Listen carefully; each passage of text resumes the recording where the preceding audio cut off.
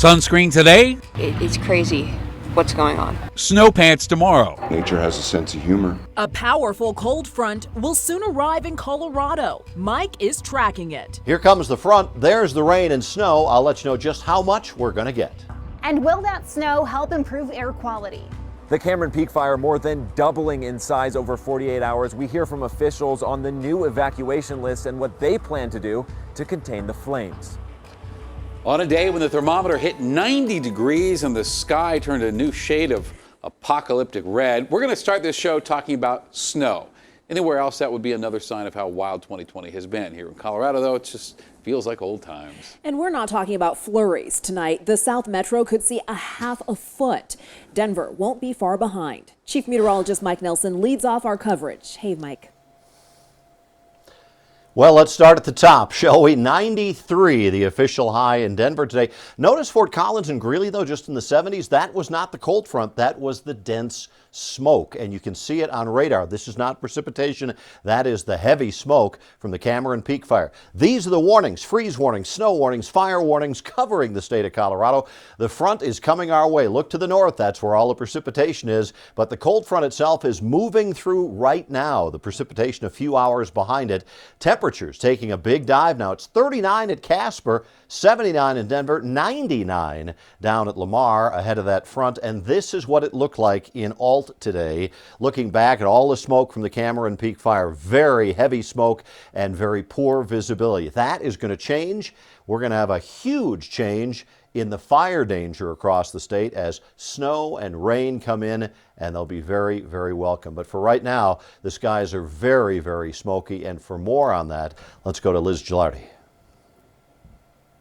Well, and Mike, within the past hour, the wind has really picked up. But, you know, I interviewed a kid earlier today, and he described the day as blurry because, yeah, when you look out, you try and look far away. It does look a little bit blurry, very hazy, and you just have to walk outside to know that the air quality is poor. But still, people wanted to get outside for Labor Day and enjoy the day before that snow moves in.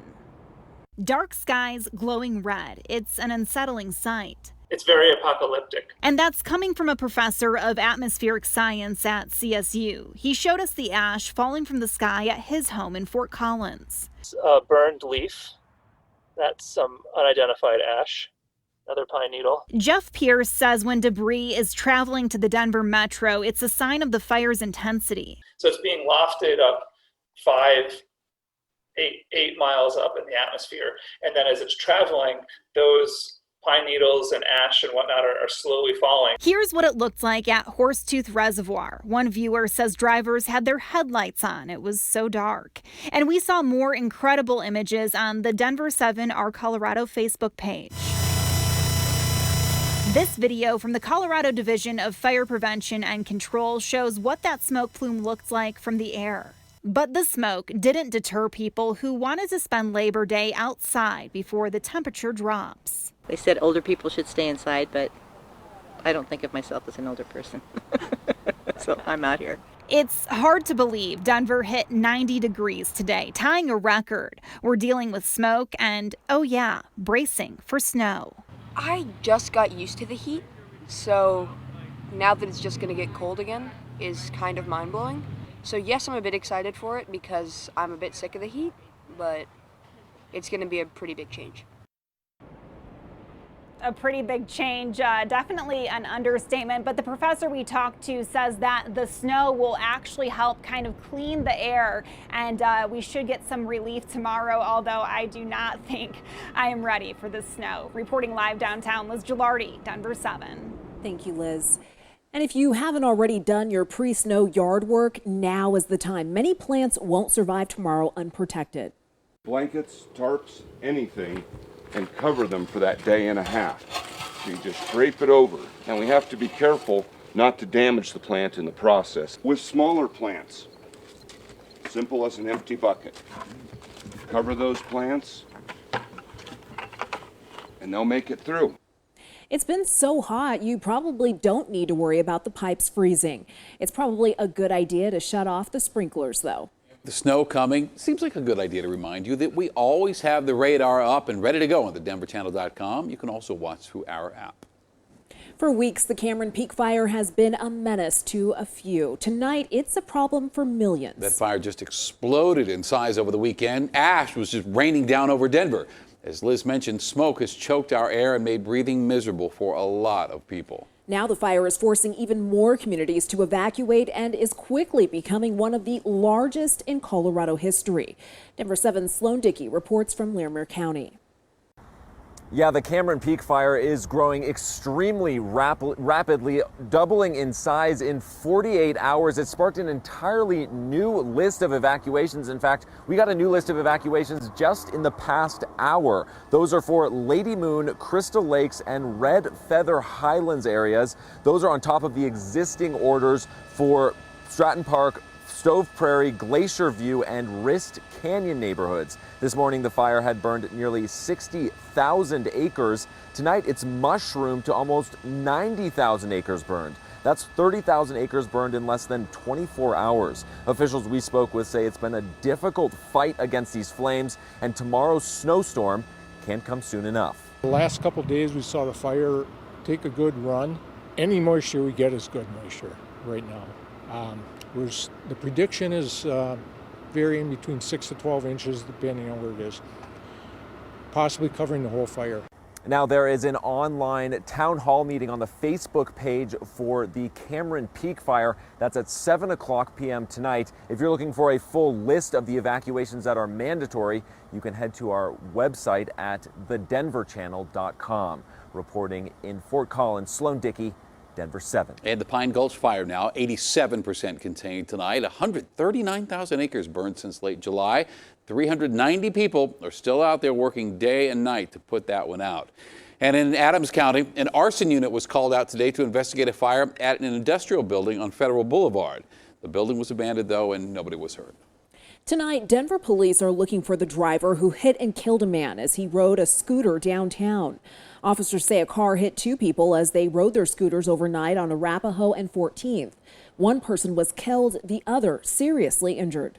We understand that accidents happen, and we want to be able to talk to this individual about this before this turns into a much more serious incident than it already is. Police are looking for a Chevy Cobalt made between 2005 and 2010. It's missing its driver's side mirror and may have a cracked windshield. And that crash is just one of the many crimes keeping police busy tonight. 12 shootings have been reported in the Denver metro since Friday afternoon. 5 people were killed, several people were wounded. Supporters of President Trump will take to the waters of Pueblo Lake on Sunday for a boat rally. One can only hope they're better suited for the seas than the crowd in Texas. This is dubbed Dumbkirk by the internet. 5 boats sank, 10 others nearly did during a parade Saturday in Houston. Similar rallies have been held in Florida and New York, and those fared a lot better. All right, Colorado today reporting another 213 cases of the virus. And if we keep seeing numbers like this, we'll be in good shape. Same goes for the hospitals. 237 beds are currently occupied by patients confirmed or suspected to have the coronavirus. Our worst day was in April, when nearly 1,300 people were hospitalized. College campuses have proven to be an effective breeding ground for the virus. 103 students at CU Boulder have tested positive for COVID-19. The number was 54 on Friday. CSU has reported 116 cases. CU Denver, however, has reported only 1. Grades K through 12 are struggling as well. Platte Valley Elementary in Kersey announced this week that someone has tested positive. The school believes it has contacted everyone who may have been exposed. All year long, restaurants have been getting creative to outlast the coronavirus, and now they'll have to contend with Mother Nature, too. Here's Denver7's Megan Lopez. Gorgeous. You wouldn't know it by looking around Denver this Labor Day. We are hoping to get a table outside. But Colorado is bracing itself for a snowstorm. Today is like maximum 85 and then it's going to go down to 34 or something. A fact some people love. Honestly, kind of excited for it. It's been pretty hot. So. But restaurants are dreading. During the COVID-19 pandemic, the extended patio seating has made a big difference in business since indoor dining is limited. Patio expansions that we were able to have through Denver was absolutely instrumental in us being able to work on weathering this storm. But now an actual storm to weather. It's Colorado, it's beautiful, but the weather can be slightly unpredictable. Justin Williams from the Franca Hospitality Group knows that Tuesday's snowstorm will be a sort of test for what's to come in the fall. We've been planning for some kind of winter weather. We're not going to be fully prepared tomorrow to have all of our patios, or extended patios for that matter, fully tented. But they're working on that and on getting heaters for the outdoors. They also want people to feel comfortable dining inside. They're wearing masks, spreading out tables, and sanitizing everything. But preparing for the cold is one thing. Convincing customers to eat indoors during COVID is another. I wouldn't even want to be in a restaurant inside right now, I don't think, unless there was like social distancing and stuff. So takeout will also be important this fall. We're looking to pivot as much as we can and making sure that we're running a robust takeout program. And the ability to be able to take cocktails to go and things of that nature are really helpful as well. For now, restaurants are working on being adaptable to survive COVID and the cool down. It's already a very challenging environment, but yet I think that we've been trying to be creative. Megan Lopez, Denver 7.